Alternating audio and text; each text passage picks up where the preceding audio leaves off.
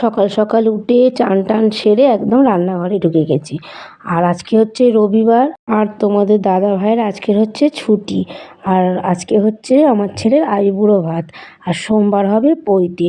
তাই সকাল সকাল তোমাদের দাদা ভাই বাজারে চলে গেছে। আমার খুবই ইচ্ছা ছিল যে মাটির থালায় গুছিয়ে সুন্দর করে ওকে খেতে দেব।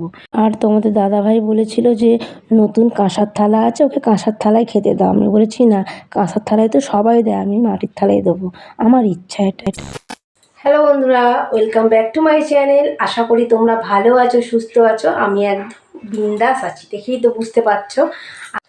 আর তোমরা দেখেই যে শর্ট ভিডিওতে যে আগে আগে আমার দাদার বাড়ি, তারপরে পিসি আর শাশুড়ি মা, ওরা সব বাবুকে খাইয়েছিল। এবারে পৈতের আগের দিন মায়ের কাছে খেতে হয় আইবুড়ো ভাত। তাই জন্যে রান্না বান্না হয়ে গেছে, তোমরা তো দেখেইছো। আগে আগে আমি একটুখানি দেখিয়ে দিয়েছি যে কাটাকুটি করছি। আর প্রথমে আমার ইন্ট্রো দেওয়া হয়নি, যার জন্য ভাবলাম না চলো এখন একটু ইন্ট্রো দিয়ে, ওই জন্য ইন্ট্রোটা দিলাম। চলো এবার বাবুর থালা সাজাবো, আর আমি একটুখানি রেডি হয়েছি। চলো বাবু এবার খাবে, চলো ভাবলাম তোমাদেরকে দেখাই, তোমাদের সবটা শেয়ার করি। চলো তোমরা দেখতে থাকো। এই দেখো বন্ধুরা, অলরেডি আমার থালা গুছানো হয়ে গেছে। এই গুছিয়ে গেছি, ছেলের কাছে নিয়ে যাচ্ছি ছেলেকে খেতে দেবো বলে।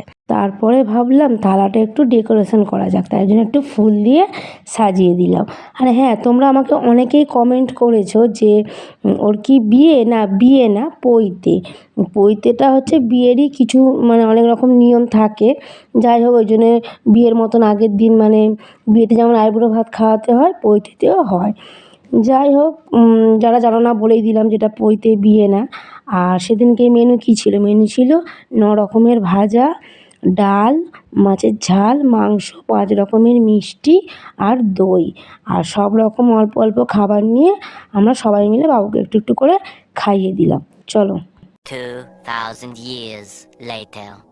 দুপুরে ছেলের খাওয়া দাওয়ার পরে আমরা সবাই একসাথে খেয়েছিলাম। সেই ক্লিপগুলো আর নিতে পারিনি, কারণ শরীরটা বইছিল না, ভালো লাগছিল না।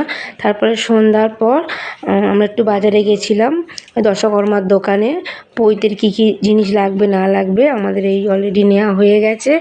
আর এই তোমাদের দাদাভাই এই ব্যাগ গুছাতে শুরু করে দিয়েছে। এবার আমরা বাড়ি যাব। আর বাড়ি গিয়ে দেখি যে অলরেডি আমার মাসির ছেলে, তার বউ, তার ছেলে আর মামার ছেলে এসে গেছে। আমরা বাড়িতে এসে দেখছি। যাই হোক, ভালোই মনটা খুশি হয়ে গেল, বাড়িতে লোক আসতে শুরু করে দিয়েছে।